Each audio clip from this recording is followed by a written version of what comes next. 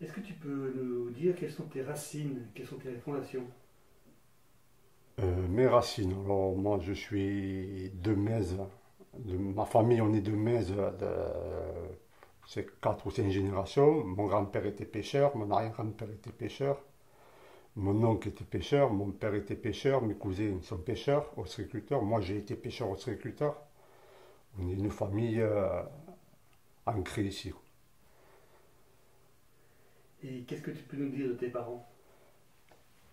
J'avais des parents très... Mon père était très gentil, il m'a un peu élevé à la dure parce que j'étais le fils aîné.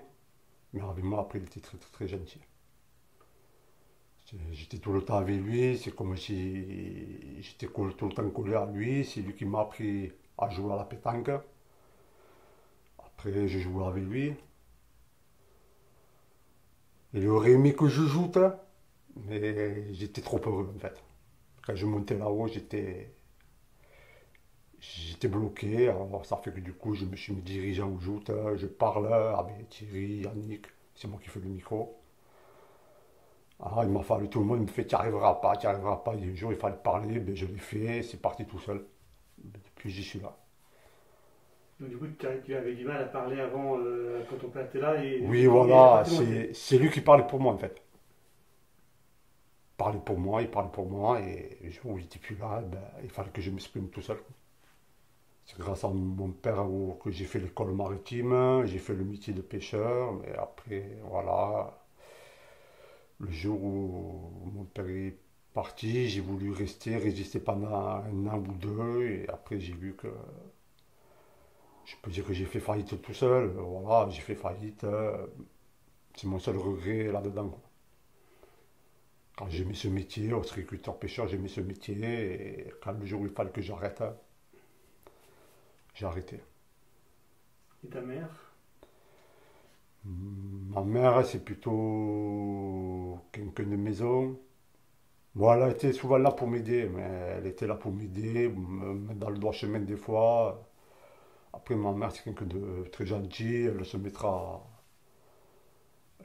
plutôt de côté que Comment s'appelait? Quel était le prénom de ton père? Mario,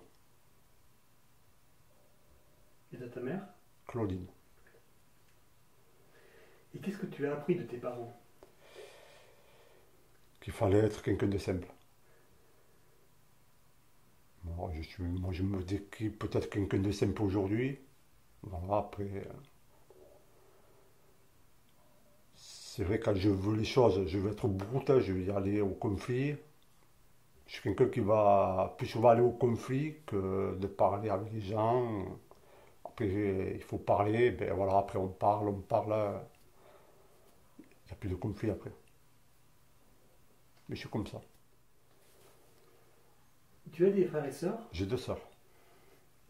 Qu'est-ce que tu peux nous parler d'elles et de ton rapport avec elles? C'est un peu le rapport des frères et sœurs. On se voit, on se dit bonjour, on parle, mais chacun fait sa vie, quoi. Après, Et quand vous étiez petit? ben, quand j'étais petit, oui, j'ai des souvenirs que je m'amusais avec eux, mais bon, j'étais plutôt le grand frère, quoi. C'est moi qui devais montrer l'exemple à la maison. Parce que moi, je joue au rugby, après, mes sœurs, elles le faisaient, elles ont fait de la danse. J'ai une sœur qui a joué au foot, mais ça n'a pas duré longtemps. Après, voilà, après, chacun faisait son truc. Moi, je faisais au rugby, je jouais au rugby, j'allais travailler avec mon père quand j'étais jeune. Voilà. Tu te souviens des rêves que tu avais quand tu étais petit? Alors, quand j'étais petit, j'avais un rêve, c'est d'être professionnel au rugby. Mais même là, j'ai tout échoué. J'étais au rugby,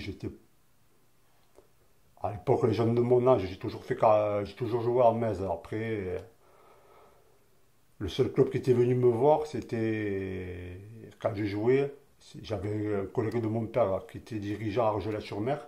Et un jour, il m'a dit, on prend ton fils pour l'entraîner. Et je suis arrivé là-bas à l'entraînement, on m'a dit, les Rolletés, on va te crever ici. Je me suis battu avec toute l'équipe, le mec m'a dit, rentre chez toi.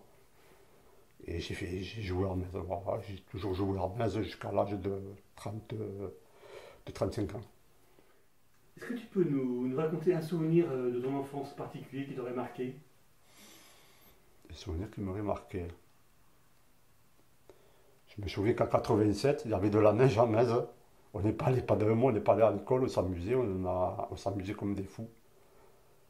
Et un jour, avec mes cousins et une voisine, on s'amusait aux HLM sur la butte. Là, on avait un truc de luge.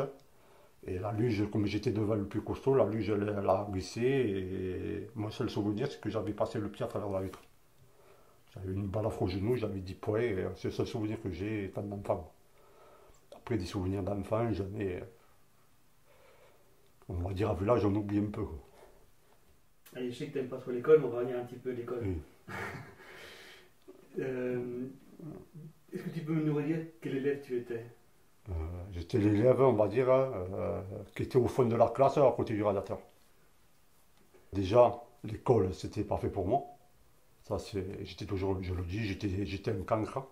Et ça ne m'empêche pas d'avoir eu mes diplômes, d'avoir mon CAP d'ostréiculteur, de travailler après, et voilà. Et c'est-à-dire que le seul regret que j'ai eu, c'est que chaque fois je redoublais une classe. C'est-à-dire que l'école ne m'intéressait pas jeune. Il fallait aller à l'école. C'était le problème. Il y avait rien Bon. que tu aimais dans l'école?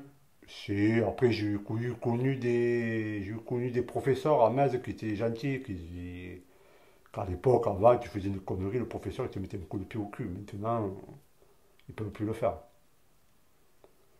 Tu te souviens de ces professeurs gentils, Oui, de leur nom? oui, je me souviens de M. Lopez qui était très, très gentil. M. Pibre, l'ancien maire qui était très gentil. Et lui il m'a dit, je vous en ai mis des coups de pied au cul. Il était très gentil. Malheureusement, il n'est plus là. Après, il y avait M. Gavin qui était spécial, mais je ne l'ai pas eu comme prof. Moi, c'est des collègues qui m'ont dit, M. Gavin, il ne fallait pas le faire chier. Bon, moi, après, avant, Metz, c'était un village où on se connaissait tous. Les profs, ils connaissaient nos parents, t'as fait une connerie, le prof, il disait, ton fils, il a fait une connerie, t'en prenais deux derrière, après derrière. C'était ça avant l'école, Metz, c'était un village. On se connaissait tous. Maintenant, on va dire que ça a évolué. Jusqu'à quelle classe tu es allé? Moi, je suis allé jusqu'à la 6e. Après la 6e, les profs au collège, ils m'ont dit, il n'y a plus rien à faire pour toi. C'est soit tu vas en cours soit tu veux. J'étais trop jeune pour entrer à l'école maritime. Je suis allé au collège à Frontignan, dans un genre de LEP, tout ça. Et après, dès que j'ai eu l'âge de rentrer, je suis rentré à l'école maritime. C'était à quel âge? Je suis rentré à l'école maritime, j'avais 16 ans. Par rapport au collège de Metz, euh, qu'est-ce que ça t'a fait en sixième quand ils ont osé dire ça? Eh ben, c'est-à-dire que, voilà, en 6e, j'avais une prof, elle ne pouvait pas me voir. Je ne sais pas pourquoi. C'était ma prof de mathématiques. Je ne me rappelle plus son nom d'ailleurs. Un jour, elle est arrivée, elle m'a fait, tu vois ça, t'es un cancre, toi, tu n'iras jamais bien loin. Un jour, je suis arrivé, il disait 8, quand je suis sorti de l'école maritime, je suis arrivé, elle était encore parce que mes petites sœurs le l'ont eu, cette prof. Et un jour, je suis arrivé devant le collège, j'ai fait ça, c'est quoi? Avec mon diplôme. J'étais un cancre, soi-disant. Elle a plus rien dit. Quand j'étais content de moi, c'est quand j'ai obtenu mon SAP d'ostréiculture. J'ai dit enfin, je l'ai vu. Parce que en fait, la première fois, j'avais échoué. Et ils m'ont fait refaire la dernière année. Que tous mes collègues avec qui j'étais, eux, ils l'ont eu, ils ont fait la fête. Et moi, quand j'ai vu les résultats, la première fois, j'ai tiré une tronche et j'ai passé un mauvais été. Quand mon père il m'a dit, ben, tu sais ce qu'il te reste à faire, à travailler, mon coco. Après, voilà, après, quand j'ai redoublé, je connaissais des gens qui étaient plus jeunes que moi. Bon, bon, je les voyais, eux, ils étaient en deuxième année. Après, j'arrive avec eux en troisième année.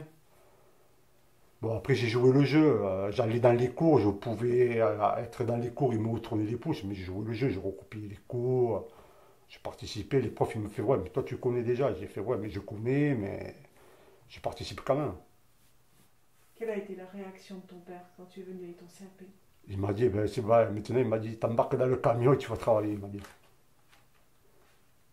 Et Bon, après, il m'a laissé tranquille. Lui, il m'a dit, t'arrives de La Rochelle, il m'a dit, reste dans le camion, tu dors.